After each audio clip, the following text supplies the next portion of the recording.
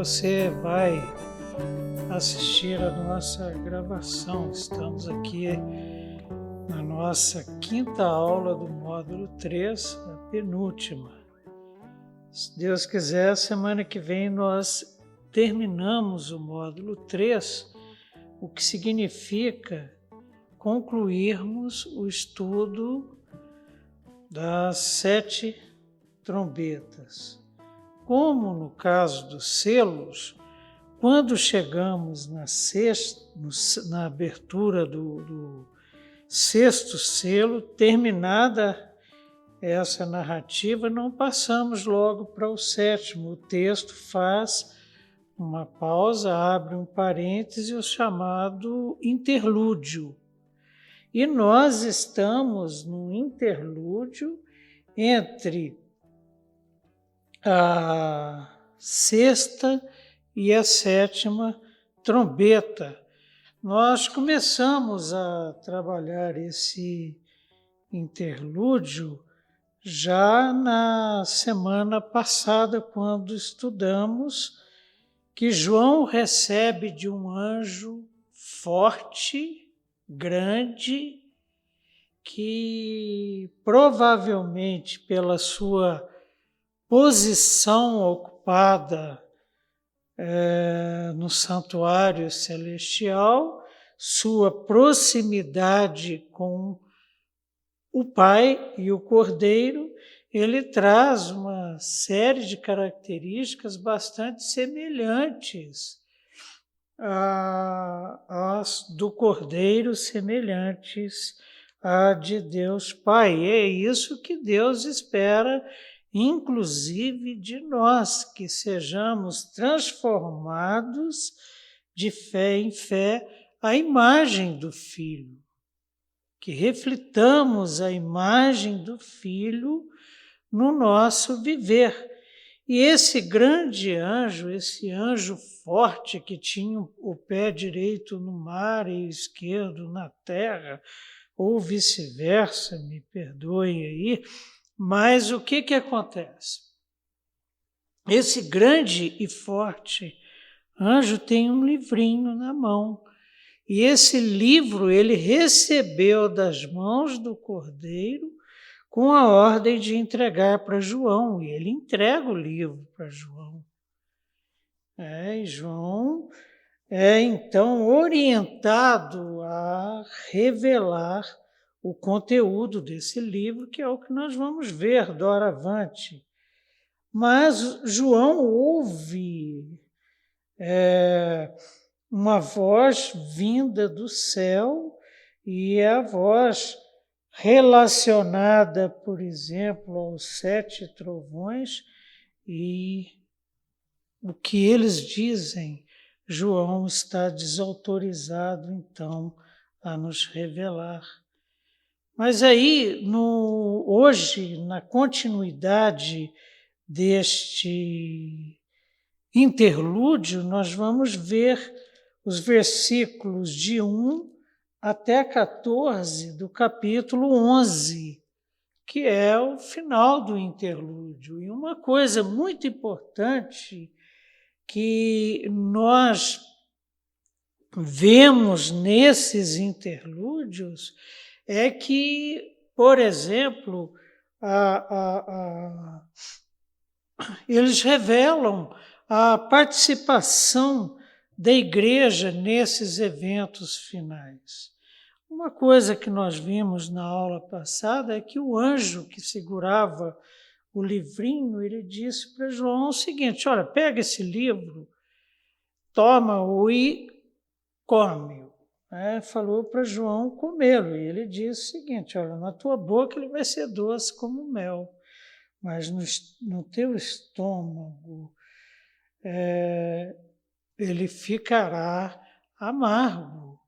Ou seja, nós temos revelações das promessas e nós temos também os juízos prescritos nesse livro que é passado para João. Juízo para quem? Juízo para os ímpios.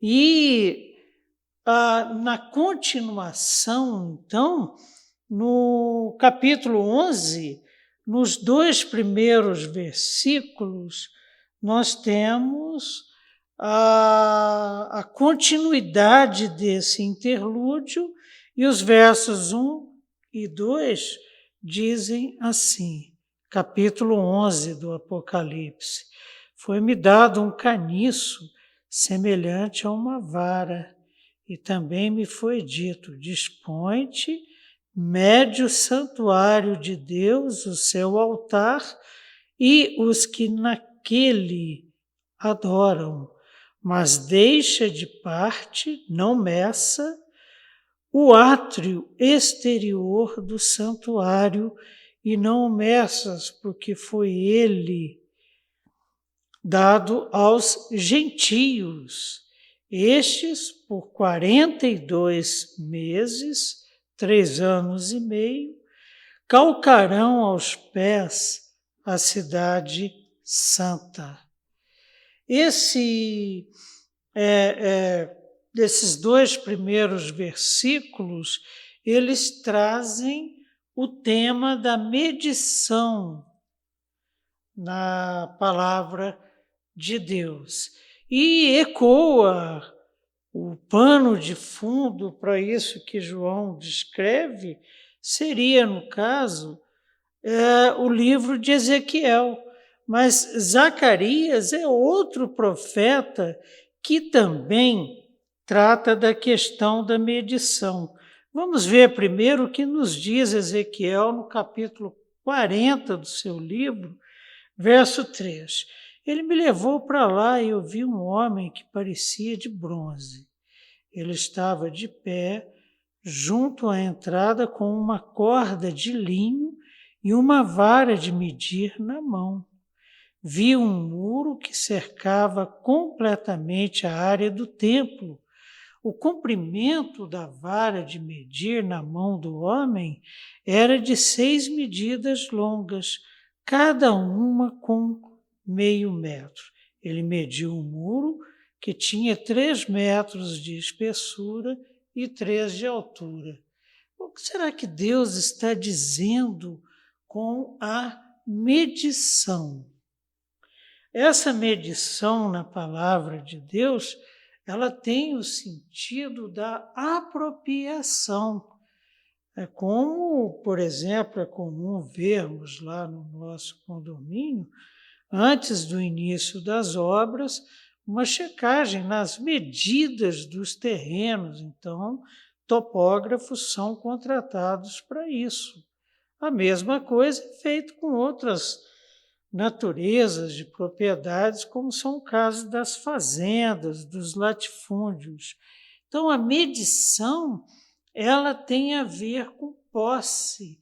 E se você continua a ler Ezequiel, nós vamos voltar a ele hoje, você vai ver a confirmação disso. Mas Zacarias, no capítulo 2 do seu livro de profecias, ele diz assim, inspirado pelo Espírito Santo de Deus: olhei e em seguida eu vi um homem segurando uma corda de medir. Eu lhe perguntei: aonde você vai? Ele me respondeu: vou medir Jerusalém para saber o seu comprimento e a sua largura.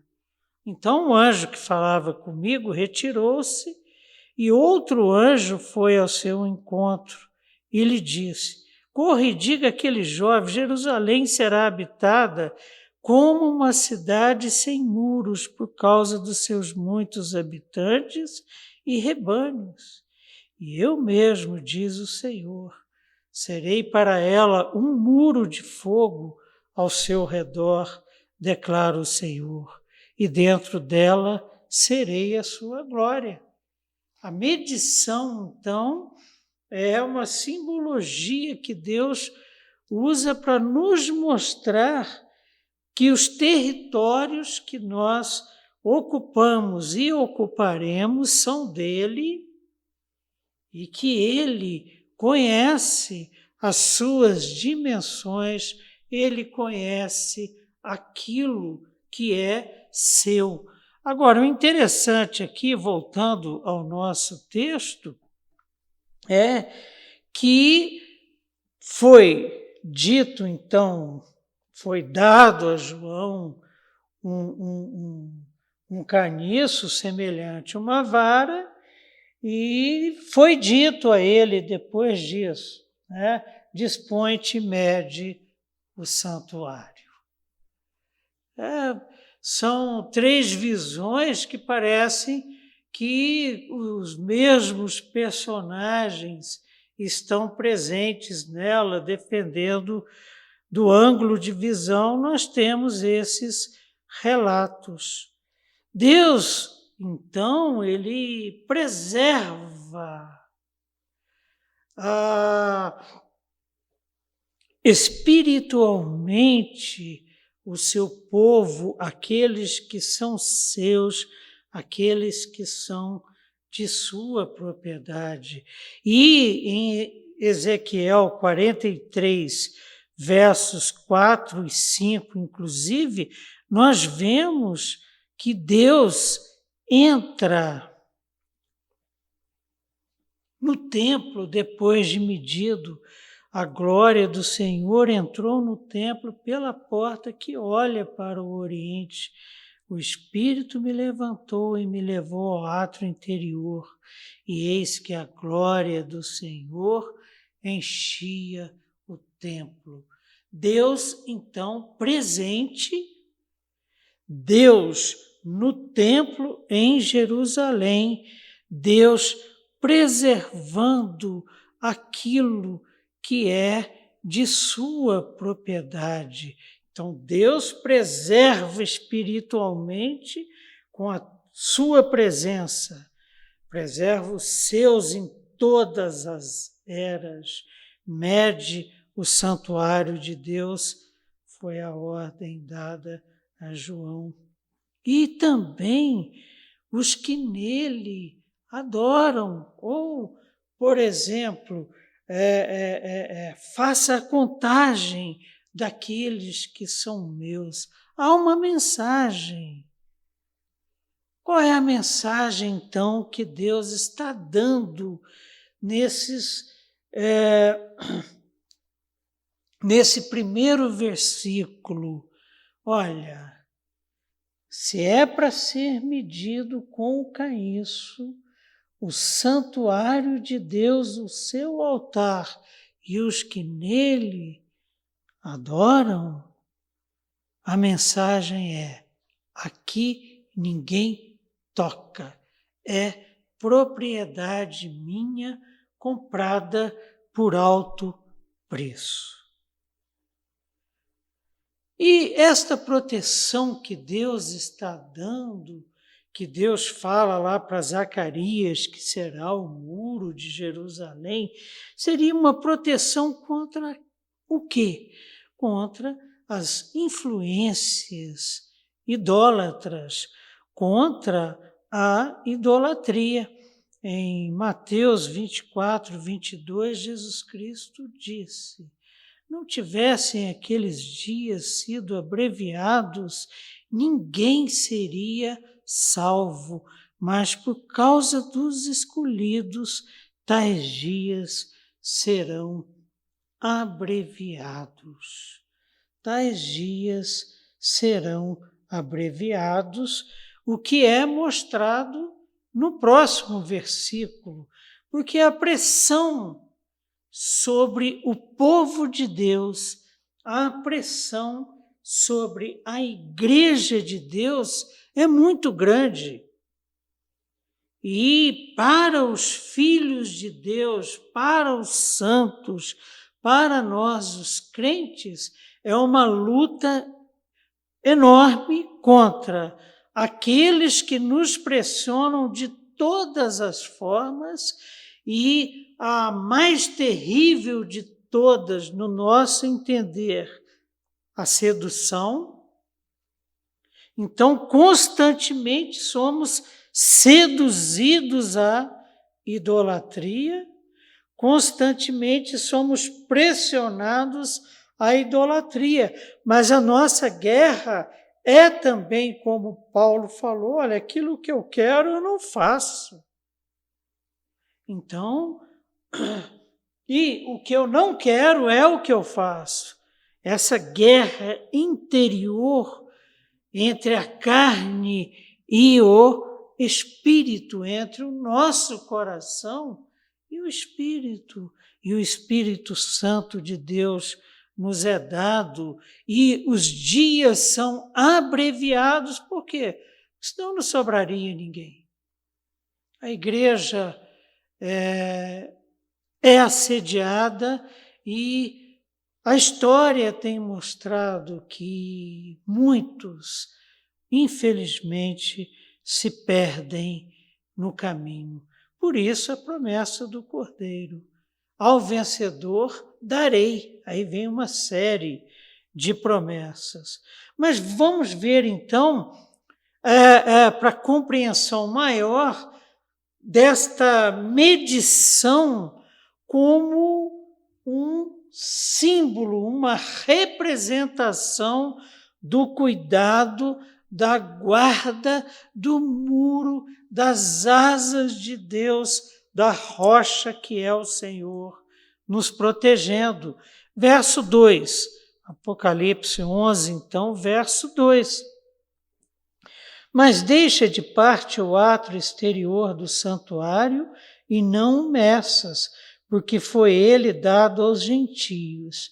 Estes, por 42 meses, calcarão aos pés a cidade santa. Aquilo que Jesus disse, que se o Pai não tivesse abreviado o tempo desta provação, da provação que vivemos, que temos experimentado, não sobraria ninguém. Esse tempo abreviado é representado por 42 meses, 3 anos e meio. E o que acontece então? Ora, é dada a João, por intermédio de um anjo, a ordem que saiu do trono, que saiu do Pai e do Filho, para não medir o pátio externo. E essa não medição do pátio externo indica que a igreja foi entregue aos gentios, às nações, aos habitantes da terra, aqueles que são os seguidores da besta, do falso profeta. Então, não meça o pátio, porque ele é dos gentios, é o território onde a igreja de Deus passa por perseguição, passa por todo tipo de provação vinda por intermédio dos gentios. Por 42 meses calcarão aos pés a cidade santa. 1260 dias, 3 anos e meio, 42 meses, um tempo, representam, esses números representam que é um período breve, conforme a palavra do próprio Filho. A doçura da proteção, na boca de João, o livrinho, quando ele o comeu, era doce. Então, a doçura da proteção, mas também no estômago foi amargo, provocou amargor, e o amargo da perseguição abreviada. Em Daniel 7, 25, os santos são entregues a Antíoco. Daniel 7, 25 diz assim, a palavra do Senhor: proferirá palavras contra o Altíssimo, magoará os santos do Altíssimo e cuidará em mudar os tempos e a lei. E os santos lhe serão entregues nas mãos por um tempo, 2 tempos, metade de um tempo, 3 anos e meio. Um tempo, 1 ano, 2 tempos. 2 mais 1, 3 anos, metade de um tempo. 3 anos e meio.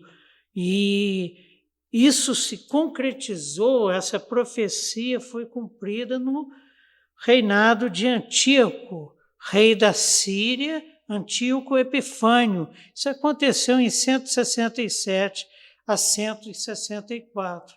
Nós já trabalhamos juntos aqui Nero como um arquétipo do anticristo. Agora outro, Epifânio e muitos outros ao longo da história da igreja. Esta profecia que João está fazendo aqui da não bendição do pátio externo, essa perseguição, não vai ser por simples arquétipos, será pelo próprio anticristo. Por isso que Jesus Cristo abreviou o tempo e avisa acerca disso os seus seguidores. O Apocalipse, então, refere-se diretamente ao terrível anticristo. Ele é o anticristo do escatom. O anticristo, diferente de Antíoco, diferente de Nero. Ele é contra Cristo, ele é anticristo, mas vai ser uma pessoa, um ser humano, mas que terá uma ligação íntima e profunda com o próprio Satanás. Diz assim a palavra do Senhor: e adorá-lo-ão todos os que habitam sobre a terra, aqueles cujos nomes não foram escritos no livro da vida do Cordeiro, o que Apocalipse chama de os habitantes da terra, que foi morto desde a fundação do mundo. Quem foi morto desde a fundação do mundo? O Cordeiro de Deus que tira o pecado do mundo. Seduz quem? O anticristo. Os que habitam sobre a terra por causa dos sinais que lhe foi dado executar diante da besta, dizendo aos que habitam sobre a terra que façam uma imagem à besta, aquela que ferida a espada sobreviveu. Ele foi dado comunicar fôlego à imagem da besta, fazendo uma imagem viver, imitando de longe o que Deus tem realizado no meio do seu povo, para que não só a imagem falasse, como ainda fizesse morrer quantos não adorassem a imagem da besta. Então vejam bem vocês a seguinte situação. O que está sendo prometido por Deus nos 2 primeiros versos do capítulo, do capítulo 11 de Apocalipse é o seguinte: eu vou proteger vocês, não da provação, mas na provação. Isso é muito importante a gente ter em mente, porque existem teólogos que propõem um atalho, e nós vamos ver mais adiante, quando formos estudar a interpretação dos 1000 anos que Apocalipse traz, e muitos entendem que a igreja será retirada. Não. Deus estará conosco na provação.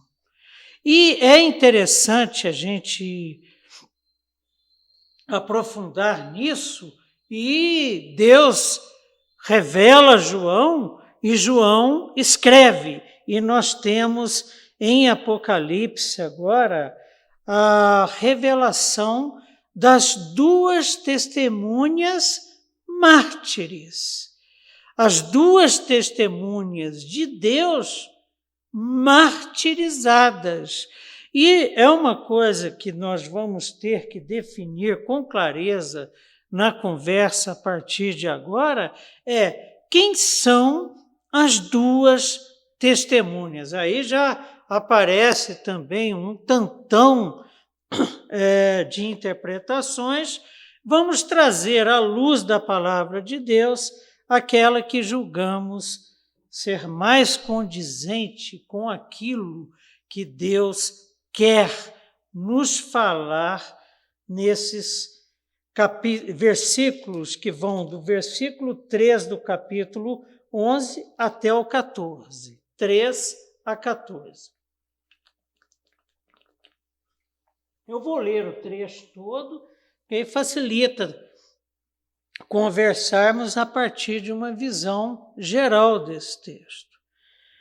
As duas testemunhas mártires, verso 3. Darei as minhas duas testemunhas que profetizem por 1260 dias, ou seja, os 3 anos e meio, vestidas de pano de saco. O pano de saco aparece no Velho e também no Novo Testamento, e agora aqui no Apocalipse. São estas as duas oliveiras, e os 2 candeeiros que se acham em pé diante do Senhor da terra, visão de Zacarias. Se alguém pretende causar-lhes dano, sai fogo da sua boca e devora os inimigos, sim. Se alguém pretender causar-lhes dano, certamente deve morrer. Elas têm autoridade para fechar o céu, para que não chova durante os dias em que profetizarem. Já vimos Elias fazendo isso. Tem autoridade também sobre as águas para convertê-las em sangue, bem como para ferir a terra com toda sorte de flagelos, tantas vezes quantas quiserem. Quando tiverem então concluído o testemunho que devem dar, a besta que surge do abismo pelejará contra elas e as vencerá e matará. E o seu cadáver ficará estirado na praça da grande cidade que espiritualmente se chama Sodoma e Egito, onde também o seu Senhor foi crucificado. Então, muitos dentre os povos, tribos, línguas e nações contemplam os cadáveres das duas testemunhas por 3 dias e meio e não permitem que esses cadáveres sejam sepultados. Os que habitam sobre a terra se alegram por causa deles, os gentios que vão ocupar o pátio externo. Realizarão festas e enviarão presentes uns aos outros, porquanto esses 2 profetas, as 2 testemunhas, atormentaram os que moram sobre a terra. Mas, depois dos 3 dias e meio, um espírito de vida vindo da parte de Deus neles penetrou, e eles se ergueram sobre os pés, e aqueles que os viram sobreveio grande medo. E as 2 testemunhas ouviram a grande voz vinda do céu, dizendo-lhes: subi para aqui. E subiram ao céu numa nuvem, e os seus inimigos as contemplaram. Naquela hora houve grande terremoto, e ruiu a 10ª parte da cidade, e morreram nesse terremoto 7.000 pessoas, ao passo que as outras ficaram sobremodo aterrorizadas e deram glória ao Deus do céu. Passou o 2º ai, eis que sem demora vem o 3º ai, que é a 7ª trombeta. Ora, nós acabamos de falar com vocês na conclusão do comentário dos 2 primeiros versos, que o pátio é reservado aos gentios e que o santuário de Deus, o seu altar e os que nele adoram são medidos, não é permitido aos gentios. Mas o pátio, sim.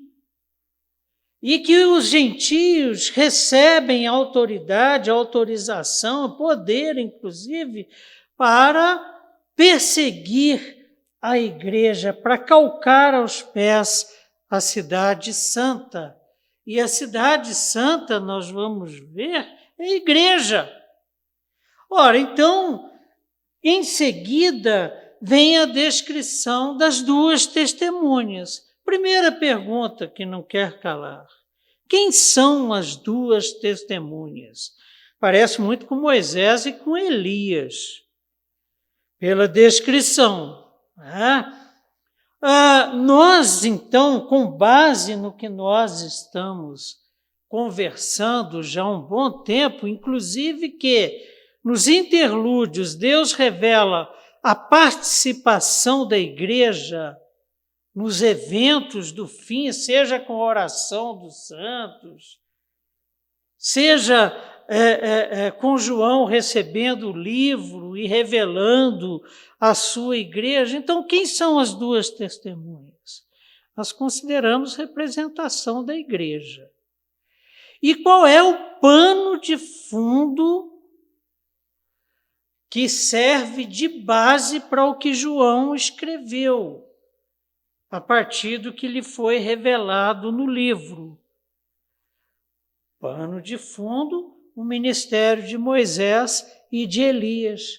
Ou seja, o ministério de Moisés e de Elias não é diferente do ministério que Deus confia à sua igreja, que foi comprada por alto preço. Soberanamente, Deus dá as duas testemunhas para profetizar e dá também às duas testemunhas poder para realizar grandes maravilhas num período curto. Aquele período que Jesus Cristo falou que, se não fosse encurtado, não sobraria ninguém, porque Satanás sabe que lhe falta pouco tempo. Então vejam bem, esta autoridade para profetizar e poder para realizar grandes maravilhas é a autoridade e poder que Deus dá à sua igreja, que Deus nos dá. E esse poder que é dado a nós, esta autoridade que nos é dada para profetizar e para realizar maravilhas, é o mesmo poder que ressuscitou a Cristo Jesus e que é personificado na terceira pessoa da Trindade, o Espírito Santo de Deus, o Espírito de santidade de Jesus Cristo, que nos foi prometido e foi derramado abundantemente sobre nós e escolheu habitar em nós. E a igreja vai ter autoridade para profetizar e para realizar maravilhas. E essas maravilhas realizadas, elas giram em torno das profecias. Que profecias são essas? As contidas no livro que foi passado para João pelo anjo forte. As profecias contidas na palavra de Deus. É dada à igreja autoridade para falar sobre o plano de salvação de Deus para a humanidade, para o plano de libertação do homem da escravidão do pecado. Então vejam bem vocês.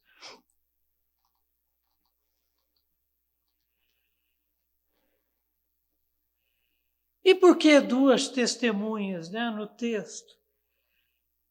Porque a lei exige duas testemunhas.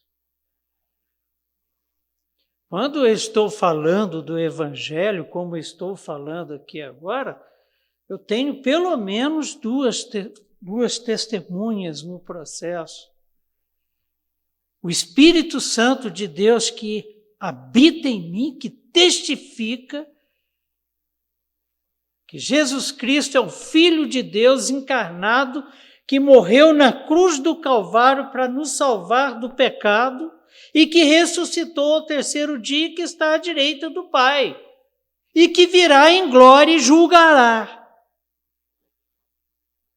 E tenho os meus irmãos, mas a palavra de Deus prevê, porque estas palavras que as duas testemunhas estão proferindo são palavras que têm a ver com o juízo de Deus.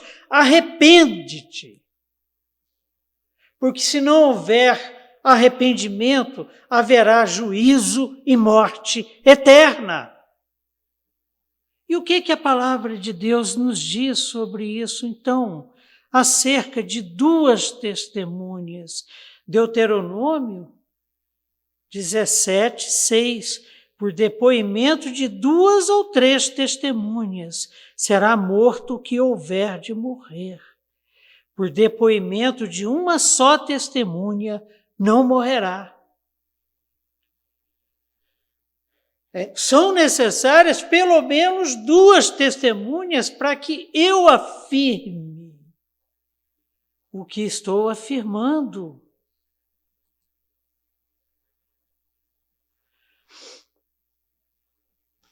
Jesus é a fiel testemunha. Apocalipse 1:5, nós estudamos que da parte de Jesus Cristo, a fiel testemunha, o primogênito dos mortos e o soberano dos reis da terra.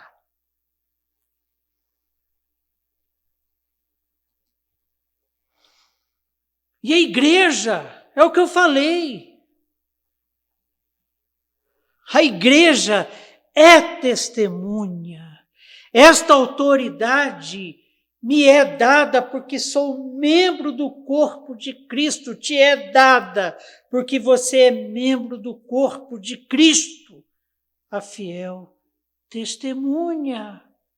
O que é dito em Apocalipse acerca da igreja como testemunha? Eles, pois, o venceram, primeiro, por causa do sangue do Cordeiro, a fiel testemunha, e por causa da palavra do testemunho que deram.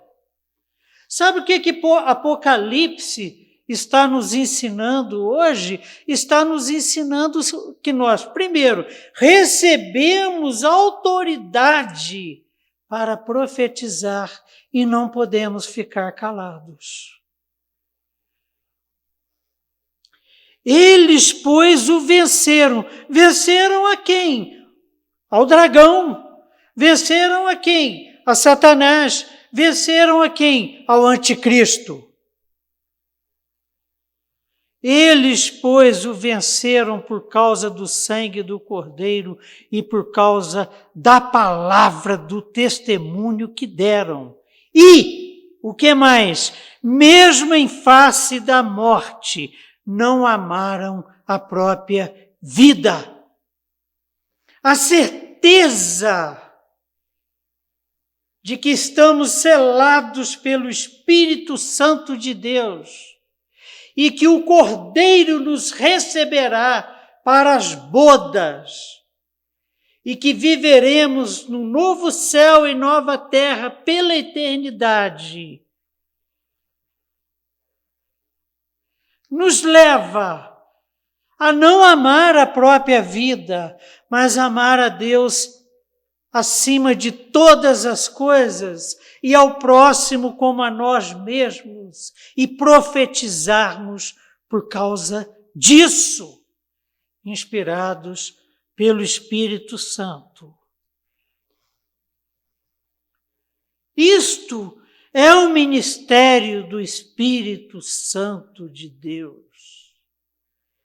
Vamos ver o que João nos fala acerca disso no seu Evangelho, capítulo 16, verso 8. Quando ele vier, ele quem? O Espírito Santo de Deus. Essa promessa já foi cumprida, porque Jesus Cristo venceu na cruz do Calvário, foi sepultado, ressuscitou ao terceiro dia e está à direita do Pai. Ele prometeu, quando ele vier, convencerá o mundo do pecado, da justiça e do juízo. Do pecado, porque não creem em mim. Da justiça, porque vou para o Pai e não me vereis mais. Do juízo, porque o príncipe deste mundo já está julgado, foi vencido na cruz do Calvário. E a vitória completa, plena, é pelo testemunho da igreja. Perceberam como a nossa missão é muito parecida com o ministério do Espírito Santo? De convencer o mundo que não creu. Para que creia em quê? Que só há um caminho. O Cordeiro de Deus que tira o pecado do mundo. A missão que é dada às duas testemunhas, que representam o quê? Nós, a Igreja de Cristo. A nossa missão é profetizar com base no livrinho que estava lá na mão do anjo forte, do capítulo 10. Alguns detalhes interessantes. As roupas das duas testemunhas são roupas de pano de saco. E é interessante que lá em 2 Reis, capítulo 1, verso 8, Elias é identificado por Acabe pelas roupas que usava. Eles lhes responderam: era um homem vestido de pelos, com os lombos cingidos e um cinto de couro. Então disse ele: é Elias, o tesbita. Marcos 1,16, João Batista também, né? As vestes de João Batista eram feitas de pelos de camelo. Ele trazia um cinto de couro e se alimentava de gafanhotos e mel. E o que significam essas vestes rudes? Que no texto são representadas por pano de saco, roupas de pano de saco. É muito comum ouvirmos, por exemplo, a palavra de Deus nos dizendo, pessoas usando roupas de pano de saco e cinza na cabeça. Lembra o quê? Arrependimento. Lembra arrependimento. Ou seja, a mensagem, as profecias contidas em Apocalipse, no livrinho que estava na mão do anjo e que foi entregue para João nos revelar. Esta mensagem é uma mensagem que leva ao arrependimento. Vamos ver o que a palavra de Deus nos diz sobre isso. Amós 8:10. 8:10? Não, desculpem. Amós, capítulo 8, verso 10. Convertei as vossas festas em luto e todos os vossos cânticos em lamentações. Porei pano de saco sobre todos os lombos e calva sobre toda a cabeça, e farei que isso seja como luto por filho único, luto cujo fim será como dia de amarguras. Coração contrito, arrependido, não desprezará. Jonas 3:4. Começou Jonas a percorrer a cidade caminho de um dia e pregava e dizia: ainda 40 dias e Nínive será subvertida. Os ninivitas creram em Deus e proclamaram jejum e vestiram-se de panos de saco, desde o maior até o menor, porque se arrependeram dos seus pecados. E isso, inclusive, provoca ciúmes em Jonas. Mateus, capítulo 3, verso 1, falando de João Batista. Naqueles dias apareceu João Batista vestido lá com a roupa dele, né, de pelos, e comendo gafanhoto e mel, e pregando no deserto da Judéia, e dizia: arrependei-vos, porque está próximo o reino dos céus.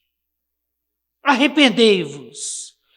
A profecia que é confiada à igreja para os últimos dias. A igreja não ficará inativa.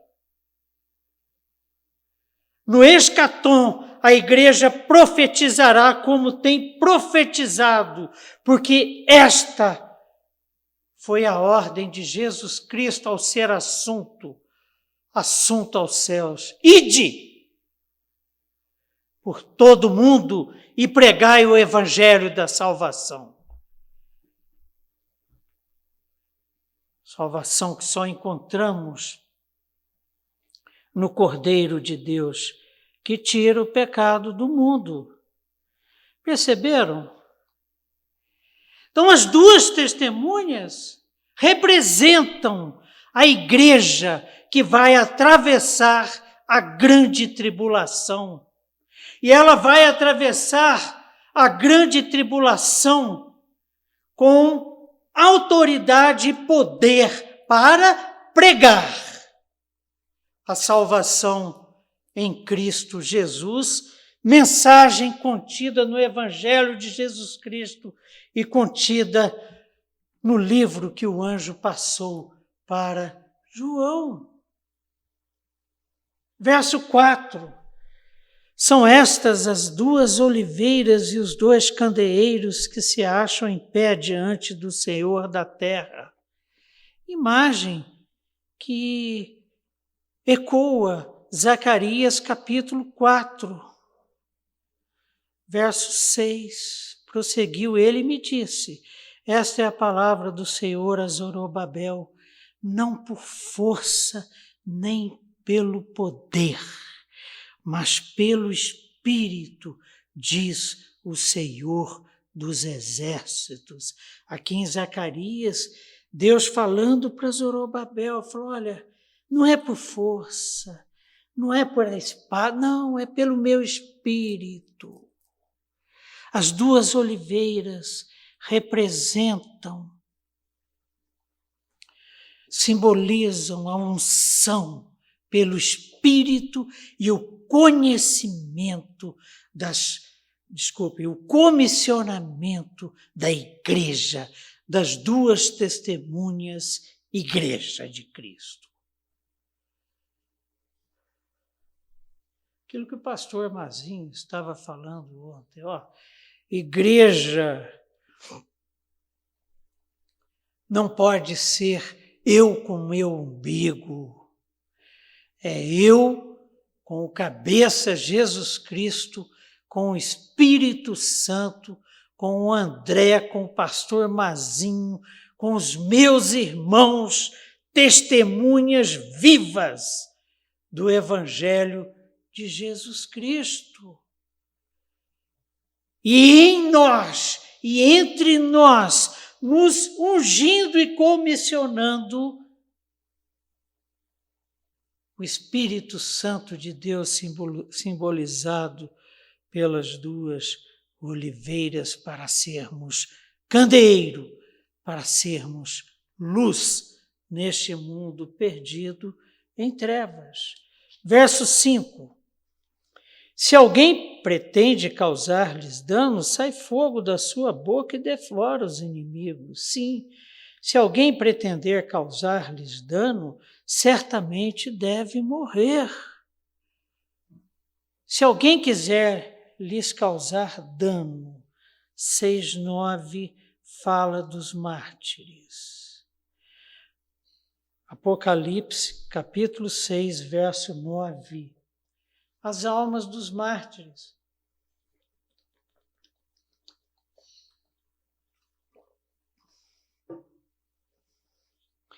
Quando ele abriu o quinto selo, vi debaixo do altar que está em frente ao trono, as almas daqueles que tinham sido mortos por causa da palavra de Deus e por causa do testemunho que sustentavam.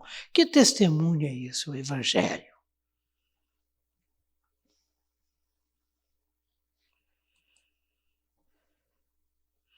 O Espírito não permitirá dano. Zacarias 4:6. Prosseguiu ele e me disse, essa é a palavra do Senhor a Zorobabel, não por força, nem por poder, mas pelo meu Espírito. Que poder é esse? Da palavra. Fogo sai da boca das testemunhas.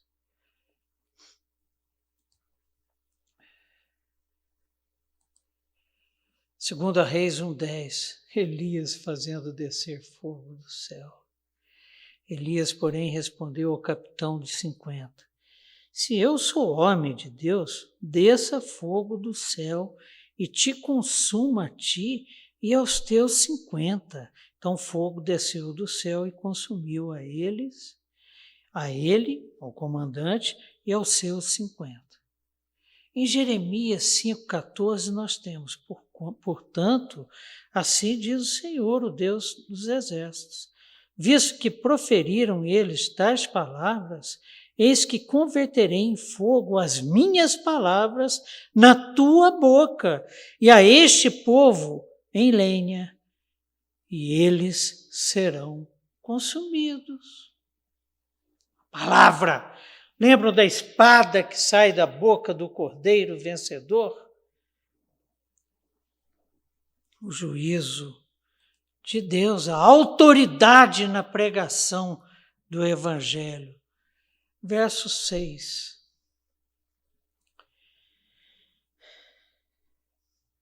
Elas quem? As duas testemunhas. Elas representam quem? A igreja, a nós. E estamos tratando aqui do escatom, os eventos finais. A última trombeta que vai anunciar a volta de Cristo está para ser tocada. Verso 6. Elas têm autoridade para fechar o céu para que não chova durante os dias em que profetizarem. Têm autoridade também sobre as águas para convertê-las em sangue, bem como para ferir a terra com toda sorte de flagelos, tantas vezes quantas quiserem. O que Deus está falando aqui nesse verso para nós? Está falando o seguinte, olha, eu sou o alfa e o ômega, o princípio e o fim. Eu estive com Moisés, estive com Elias, estou com a tua igreja, com a igreja de Cristo hoje, da qual você é membro do corpo de Cristo, e estarei com você, caso você entre no escatom, ou estarei com quem entrar no escatom, pregando o meu evangelho, representado pelas duas testemunhas. Então, Elias fez isso.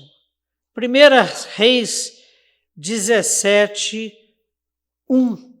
O mesmo Deus que nos dá poder, deu Elias. Então Elias, o tesbita dos moradores de Gileade, disse a Acabe, tão certo como vive o Senhor, Deus de Israel, perante cuja face estou, nem orvalho nem chuva haverá nestes anos, segundo a minha palavra. Moisés, Fizeram Moisés e Arão como o Senhor lhes havia ordenado. Esse é um aspecto interessante, porque fica parecendo assim um espetáculo, né? Elias, de repente, ora e para de chover. E Moisés, bom, mas eles fizeram conforme, junto com Arão e Moisés fizeram conforme o Senhor lhes havia ordenado. Então Arão, levantando o bordão, feriu as águas que estavam no rio à vista de Faraó e seus oficiais, e toda a água do rio se tornou sangue. É o que está sendo dito aqui, foi tirado aqui de 1 Reis, do primeiro livro de Reis e também do livro de Êxodo.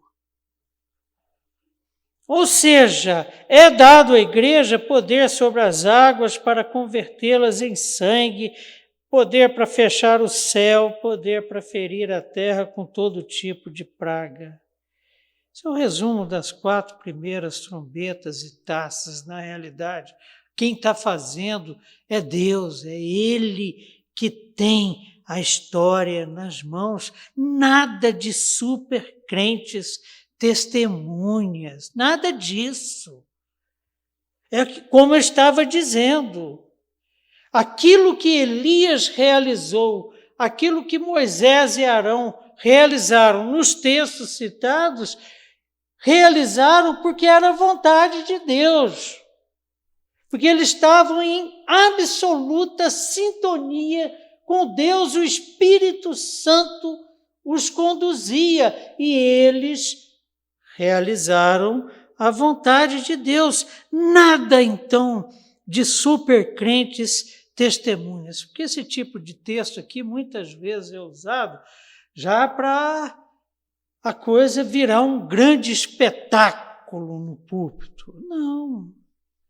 Pessoas como eu, pessoas como você, Estevão, sim, como eu. Nossa, mas você é tão sem graça, tão esmilinguido, tão... Vamos ver o que a palavra de Deus diz sobre isso.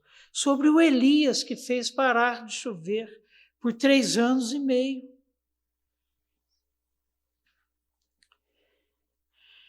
Tiago, capítulo 5, verso 17, diz assim: Elias era homem semelhante a nós, sujeito aos mesmos sentimentos, só que ele orou com instância para que não chovesse sobre a terra.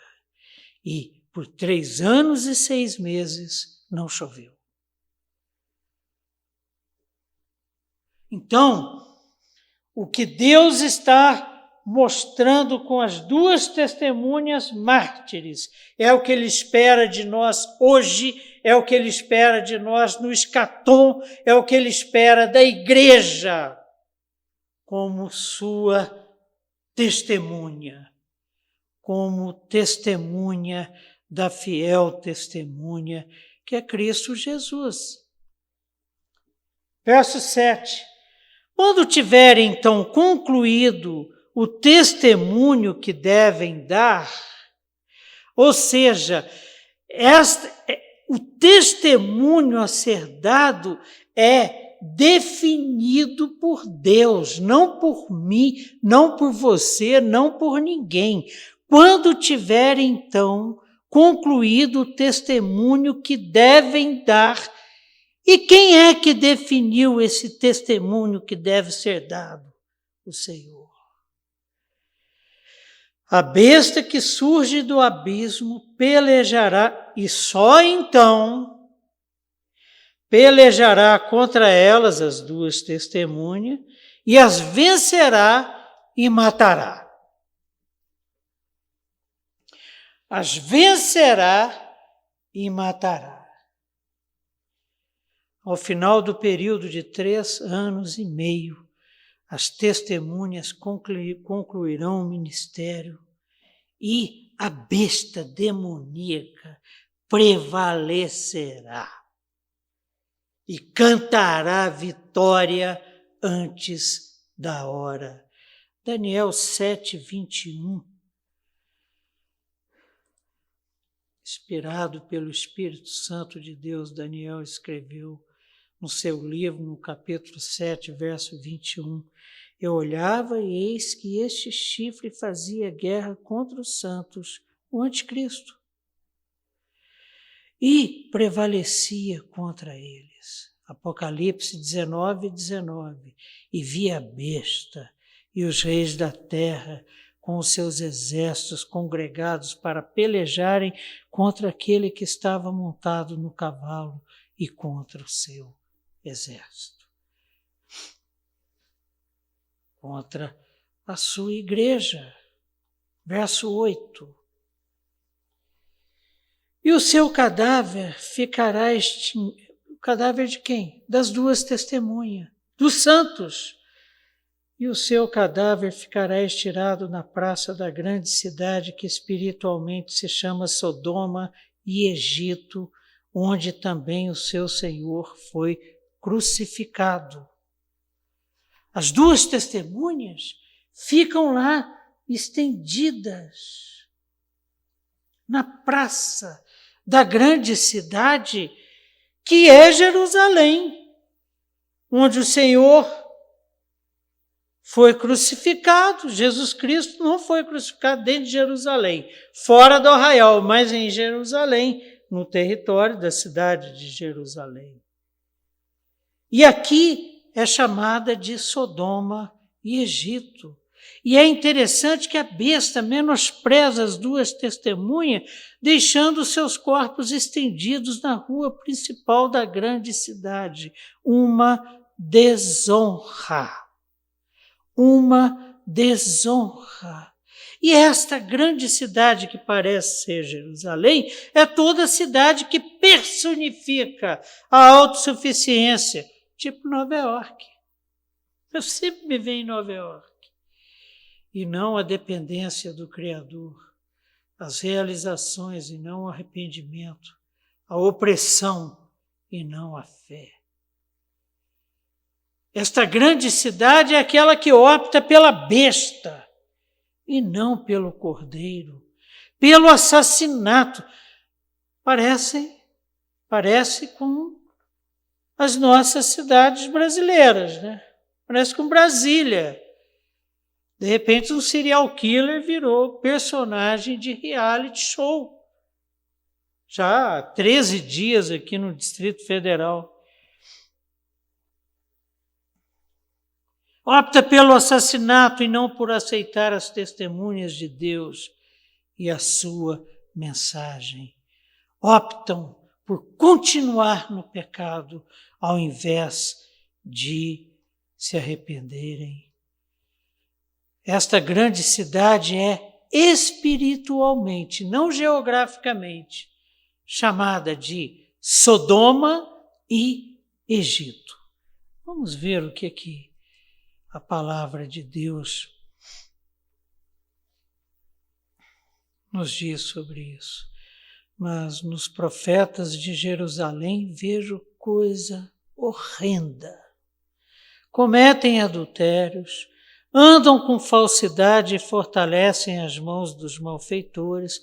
Está falando dos profetas que profetizam em Jerusalém, para que não se convertam cada um da sua maldade.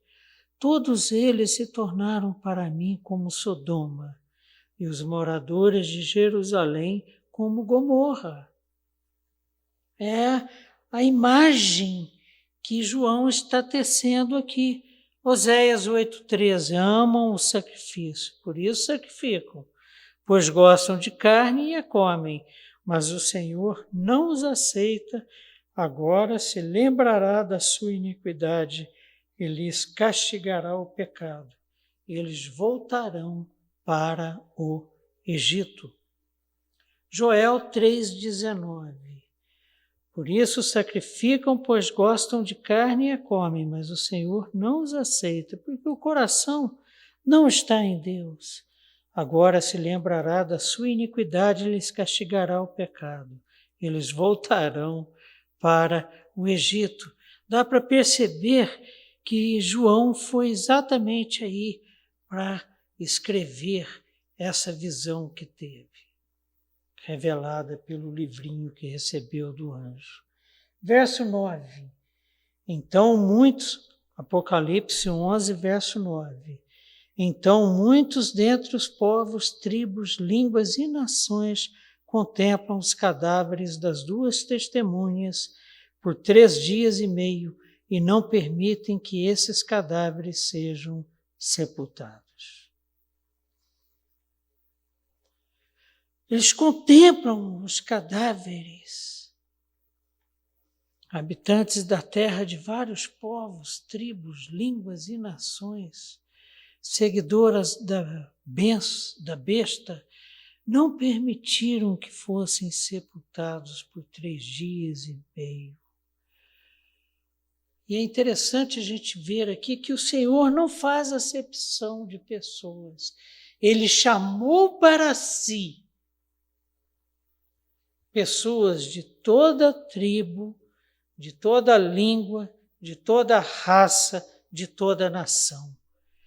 Pessoas que eram inimigas e que foram alcançadas pelo Evangelho, que é poder para a salvação de todo aquele que crê.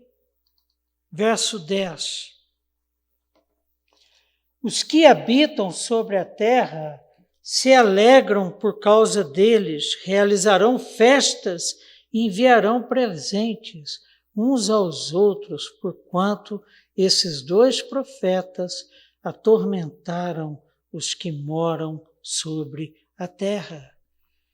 Não fosse a promessa de Deus que as portas do inferno não prevalecerão contra a igreja, nós já teríamos sido consumidos, porque é assim que o mundo nos olha, é assim que o mundo nos vê, como uma pedra no sapato, como um incômodo, e já vem o fanático com essa Bíblia tirar do meu sossego, e houve festa, e houve alegria, e houve comemoração. Por quê? Porque a besta prevaleceu. 11º verso. Mas depois dos 3 dias e meio, um espírito de vida vindo da parte de Deus neles penetrou, e eles se ergueram sobre os pés, e aqueles que os viram sobreveio grande medo. Uma alusão. O que me ocorre aqui, primeiro, a ressurreição de Cristo, ao 3º dia. Lembra também Ezequiel, né? Quando Ezequiel profetiza e um espírito de vida entra nos ossos e o vale de ossos secos se transforma numa multidão. Com a ressurreição das duas testemunhas, aquela festa ímpia, troca de presentes, o que parece até um certo culto aos demônios que, pela morte das duas testemunhas, pelo fim da igreja. Mas tudo isso torna-se em temor odioso, porque as duas testemunhas ressuscitam. E o interessante é que no verso 2, as duas testemunhas ouviram grande voz vinda do céu, dizendo: subi para aqui. E subiram ao céu numa nuvem, e os seus inimigos as contemplaram. Isso vai acontecer com a igreja, viu, gente? Não se iludam. Após a ressurreição, as duas testemunhas são imediatamente trasladadas aos céus. A cena recapitula a 2 Reis 2:11, depois você pode ler, que traz exatamente o quê? O arrebatamento de Elias.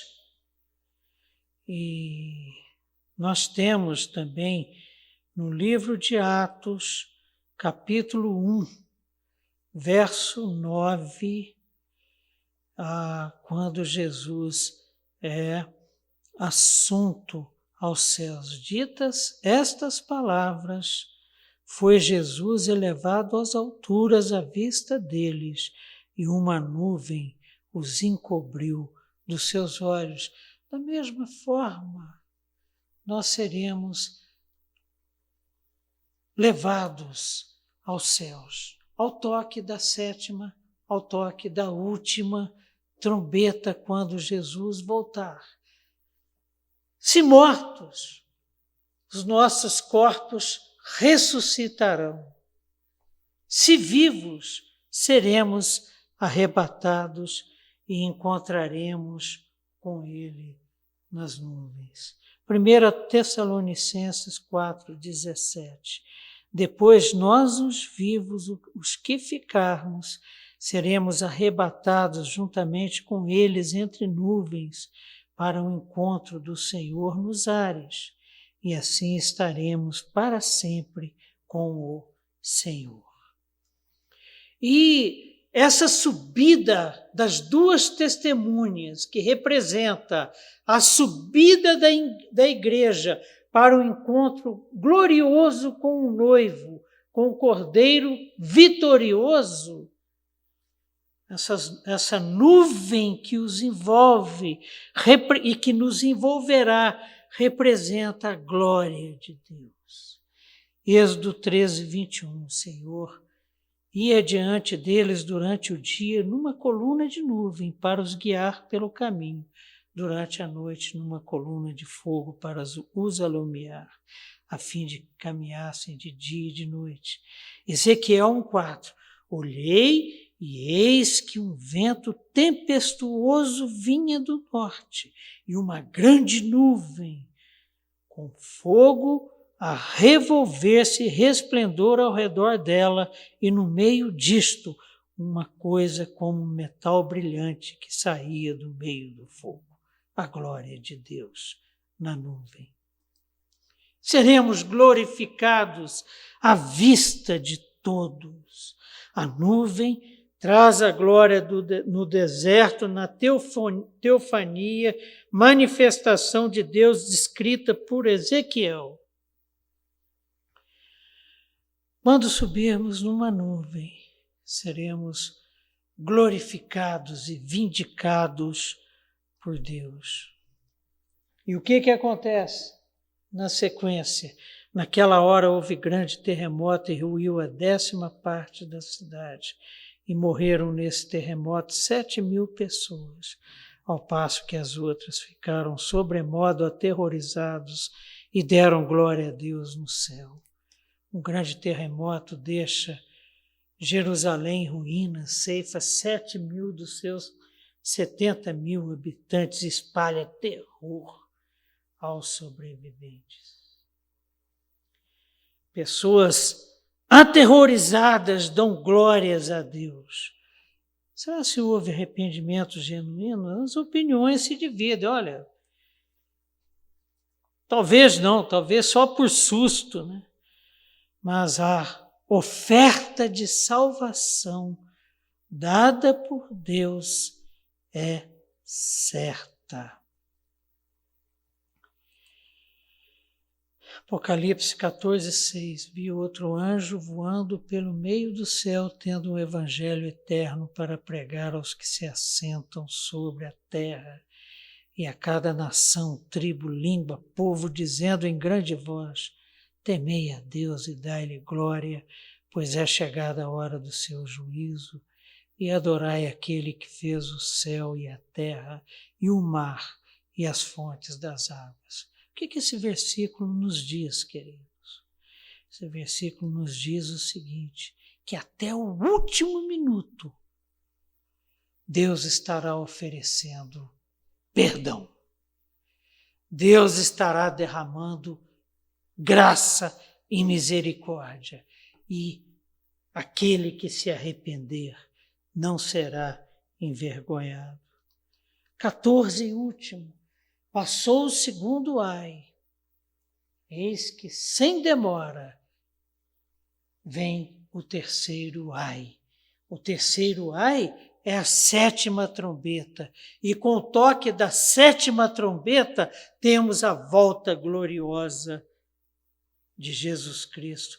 A ideia de velocidade encaixa-se aqui, né?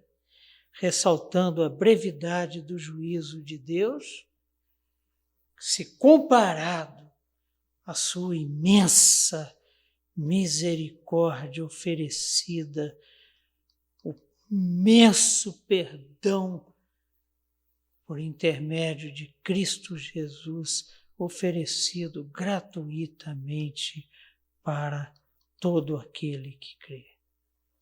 Deus, na sua fidelidade, então, queridos, nos selou. Nada pode nos tocar, somos propriedade dele, mesmo que eventualmente feridos fisicamente.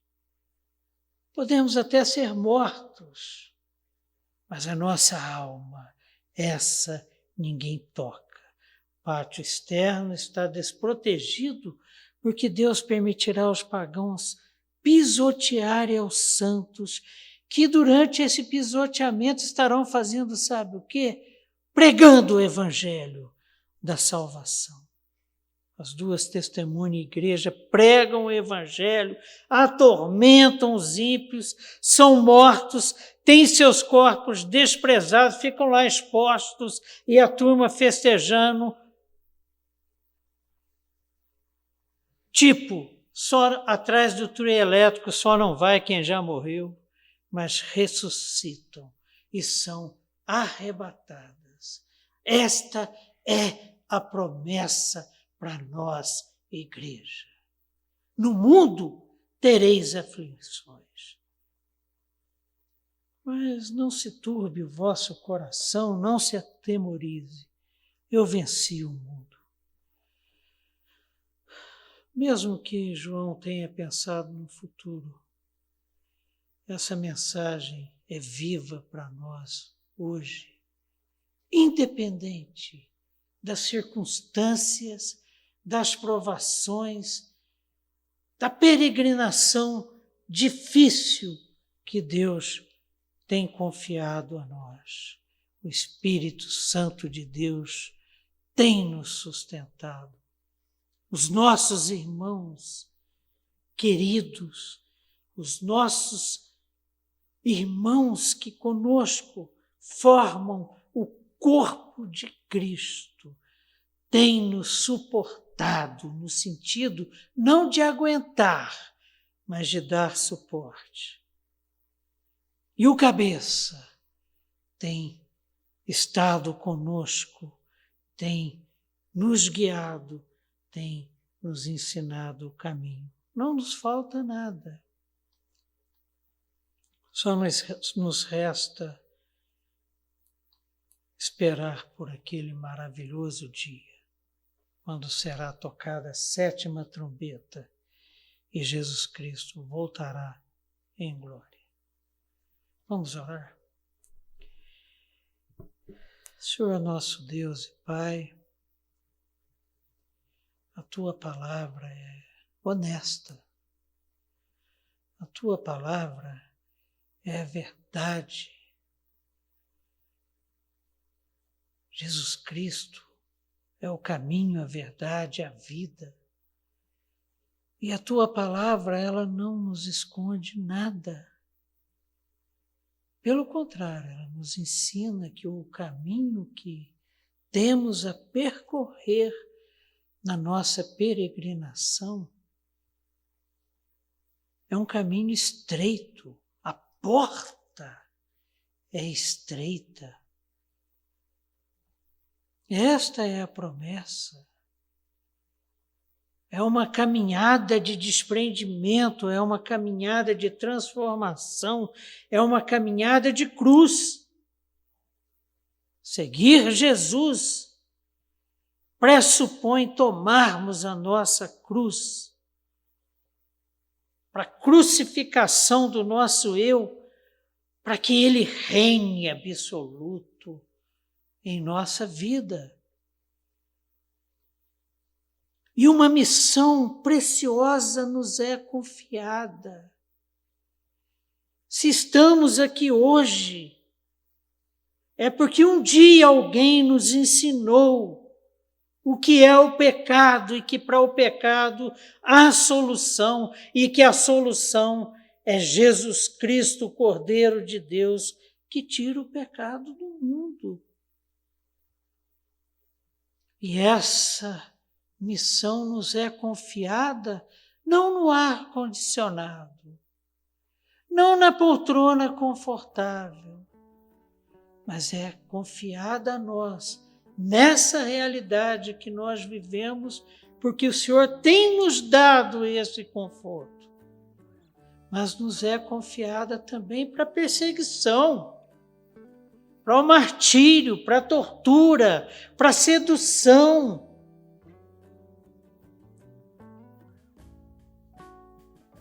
Não aceito. Por quê? Porque Jesus Cristo morreu por mim, morreu por você. É o que é esperado de nós. Nos momentos de provação. É o que é esperado de nós na grande provação. E nós queremos, com temor e tremor, humildemente, diante do trono de Deus, declarar que nós aceitamos. Da mesma forma que nós aceitamos a Jesus Cristo como nosso único Salvador, aceitamos segui-lo aonde quer que Ele nos leve e que o Espírito Santo de Deus nos dê condições de fidelidade, de perseverança, para que sejamos vitoriosos, porque queremos viver contigo, meu Pai, com teu Filho, com teu Espírito de forma plena, toda a eternidade, conforme a tua promessa. Obrigado por isso, Senhor. Obrigado por essa honestidade, obrigado por essa clareza, porque isso não nos deixa opção a não ser termos um caráter parecido com o caráter do teu Filho. E é o que o Senhor espera de nós. E é o que o Senhor não poupou de esforço nem de sacrifício para que seja realidade hoje, para que seja possível hoje, para que sejamos transformados à imagem dele. E é no nome dele que nós oramos. Amém. Amém. Desculpem isso, eu ultrapassei os limites e continuamos aqui esperando as suas reações. Temos sido procurados por irmãos, os amigos, mas estamos também abertos no chat, no canal da igreja. Dúvidas, contribuições, críticas sempre são bem-vindas. Concluímos o planejamento do nosso curso, se Deus assim o permitir, na segunda-feira de outubro estaremos gravando a nossa última aula desse curso, que tem sido assim uma bênção nas nossas vidas, e oramos para que seja na vida dos irmãos. Até semana que vem, se Deus quiser. Beijão para todos e até lá.